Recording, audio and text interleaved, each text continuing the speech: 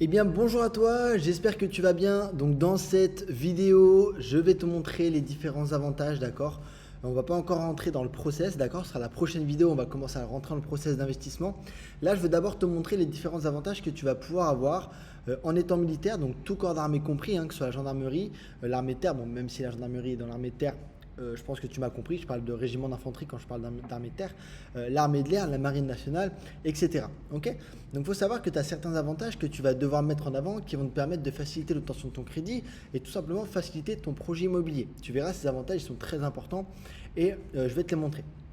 Alors juste avant de te montrer les différents avantages, je voulais quand même que tu puisses savoir qui je suis. Si jamais tu ne me suis pas énormément sur les réseaux ou sur YouTube, je vais pouvoir te montrer qui je suis, un petit peu mon parcours. Donc je fais ça très rapidement. Donc il faut savoir que j'ai été militaire au 27e bataillon de chasseurs alpins. J'ai également fait avant ça un an de marine nationale. Alors c'était plus un stage, hein, ce qu'on appelle une PMM, donc une préparation militaire marine, où j'ai fait ce stage donc, à Rochefort et après je suis parti sur Brest. Donc c'était plutôt cool, mais par la suite voilà, j'ai décidé de ne pas forcément rejoindre la marine nationale, mais plus de m'orienter dans l'armée de terre, notamment dans les chasseurs alpins. Alors, il faut savoir que j'ai commencé moi dès mes classes, d'accord? J'ai pas attendu d'avoir un an, 2 ans, 3 ans de contrat. J'ai commencé pendant mes classes, donc je me suis formé un petit peu avant. Et en fait, mon but c'était d'atteindre une certaine liberté après l'armée. Ok, parce que pour moi, alors oui, c'est bien d'être militaire pendant 5 ans, pendant 10 ans, faire une carrière, etc. Mais c'est très bien aussi de préparer en fait cette carrière, de préparer cette reconversion finalement pour éviter de repartir sur quelque chose qui ne te plaît pas, dans un taf que tu n'aimes pas, etc. Donc ça pour moi c'était vraiment super important. Donc ce que j'ai fait c'est que j'ai commencé à investir dans l'immobilier donc dès mes premiers mois de classe, ok, à faire des colocations, à faire des choses comme ça. Et donc c'est ce qui m'a permis de créer de la richesse, de créer des compléments de revenus et puis après d'atteindre quand même une certaine liberté financière. Et tu verras que je ne me suis pas arrêté là en mode repos sur des plages paradisiaques, etc. Je suis le genre de personne qui veut créer des choses et qui veut aussi partager mon expérience pour que les personnes puissent faire également les mêmes choses. Alors, moi, mon but, c'était d'atteindre une certaine liberté. Alors bon, je sais que ces photos-là, elles font un petit peu vendeur de rêve, etc. Voilà, faut savoir que c'est que des voitures qui sont en location. Je vis sur Bali, donc j'ai aucun intérêt d'acheter des voitures. Bon, sauf pour la Corvette ici C8, qui est un leasing. Mais sinon, pour le reste, c'est des voitures de location quand je vais sur Dubaï, etc. Mais si tu veux, c'est pour te montrer que bah, ça permet d'avoir quand même une certaine liberté, tu vois. J'ai envie d'avoir, parce que moi je suis fan de voitures, j'ai envie de tester une Lamborghini ou autre. Bon, bah, je prends l'avion, je vais sur Dubaï, j'arrive à Dubaï, je prends ma Lambo pendant une semaine, tac, je fais mon kiff et ensuite je rentre à Bali, tu vois. Donc ça permet d'atteindre une certaine liberté financière, mais je dirais aussi une certaine liberté géographique qui va avec. Et ça pour moi c'était le plus important, pouvoir voyager vraiment où je veux, quand je veux, tu vois. Et donc bah, c'est ce que m'a permis l'investissement immobilier. Alors ça c'est pas du jour au lendemain, hein, bien sûr, mais ça peut se faire quand même relativement vite. Alors justement, juste après ça, enfin pendant on va dire cette période-là, ce qui s'est passé, c'est que moi du coup après l'armée, j'ai pas mal de gars qui sont restés à l'armée et qui m'ont demandé des conseils sur l'investissement immo. Donc du coup, on a créé la société Successimo avec mon associé donc Sébastien qui est ici, puis tu le verras aussi dans les vidéos de ce calendrier. Et donc notre but, ça a été de vouloir créer quelque chose qui facilite en fait l'investissement immobilier pour les militaires.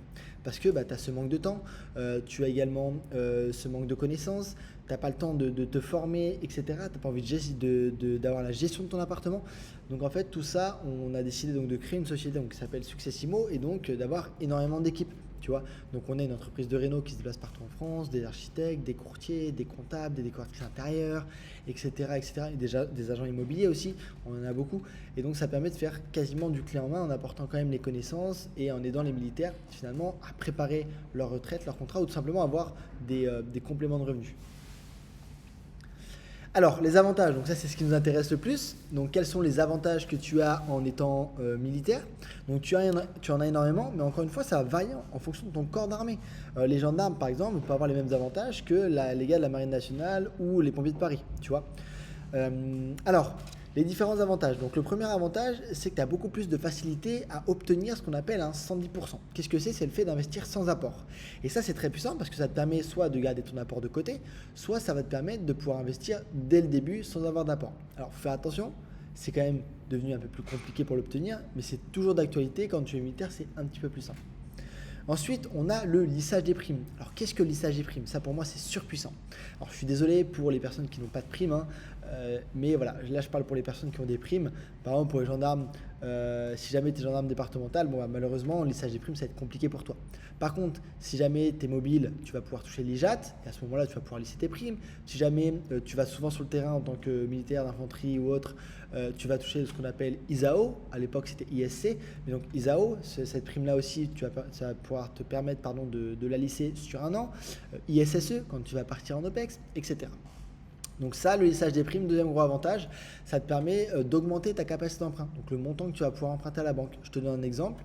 Aujourd'hui, tu touches, je sais pas moi, 1000, 1005, 1006 net tous les mois. Tu vas faire un sans tac, un sans UB, une OPEX ou autre, tu vas toucher donc des primes. Tu reviens, bah, ces primes-là, tu vas pouvoir les lisser sur un an et augmenter ta capacité d'emprunt. Diminution des charges. Il faut savoir que le fait d'être logé, nourri, blanchi, alors même si ce n'est pas vraiment le cas, mais en tout cas aux yeux des banques, c'est le cas, ça va te permettre d'avoir une diminution des charges. Donc faciliter l'obtention de ton crédit immobilier. Donc ça aussi c'est très puissant et ça à mettre en avant. Le calcul différentiel, qu'est-ce que c'est? C'est un type de calcul qui va te permettre tout simplement, encore une fois, d'augmenter ta capacité d'emprunt quand tu es militaire. Donc ça c'est aussi très puissant. Augmentation du taux d'endettement. Alors qu'est-ce que c'est? Ça va te permettre justement, grâce à tes futurs revenus locatifs, de pouvoir augmenter ton taux d'endettement et donc derrière de pouvoir repartir sur des projets beaucoup plus intéressants. En fait, c'est le schéma inverse d'une personne qui se lance sans connaissance, qui va faire un investissement IMO et qui son taux d'endettement va être bloqué. Là, ça va être le contraire. Il faut savoir que via les différentes assurances que tu as, donc Uneo, Tego, etc., enfin GPM, tu vas pouvoir faire certains crédits qui vont te permettre aussi d'augmenter tes chances d'obtention de crédit. Par exemple, tu as déjà 2 projets immobiliers, la banque te demande énormément d'apports, tu n'as plus d'apports. Dans ce cas-là, tu vas pouvoir faire un crédit à la consommation chez Uneo à taux zéro, donc c'est maximum 50 000 € que tu peux faire, et donc ça va te permettre d'avoir un apport pour ton projet immobilier. C'est totalement légal, bien sûr, il y a des manips à faire pour que ce soit beaucoup plus simple. Le différé total, plus facile à obtenir également, étant donné que tu pars souvent sur le terrain, étant donné que tu as énormément de choses à gérer, etc., que tu as quand même très peu de temps, tu vas pouvoir obtenir un différé total sur ton projet immobilier. Alors qu'est-ce que c'est? C'est en fait tout simplement quand tu ne vas pas payer ton crédit pendant 1 an, 2 ans, 3 ans. Okay, ça c'est très puissant. Donc imagine un peu le truc, tu fais une colocation de 5 chambres par exemple à 500 € par chambre, tu as 1 500 € qui arrivent tous les mois et tu commences à rembourser ton crédit mensuellement que 3 ans après. Donc là c'est ultra puissant. Organisme de cautionnement, il faut savoir qu'en étant militaire, tu as certains organismes de cautionnement à cibler qui vont t'accompagner toi, comme la CASDEN ou autre. Donc ça c'est très puissant aussi, c'est ce qui va te permettre d'obtenir ton crédit immobilier beaucoup plus facilement avec de meilleures formules. Okay, donc voilà plus ou moins les avantages. Tu en as d'autres en fait, mais ça dépend en fonction de ton corps d'armée, ça va dépendre de ton grade, ça va dépendre de ton contrat, etc. Et ça, on le verra peut-être plus tard.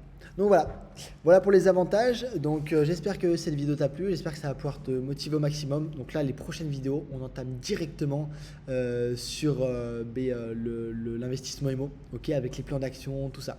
Donc je te retrouve dans la prochaine vidéo. Salut!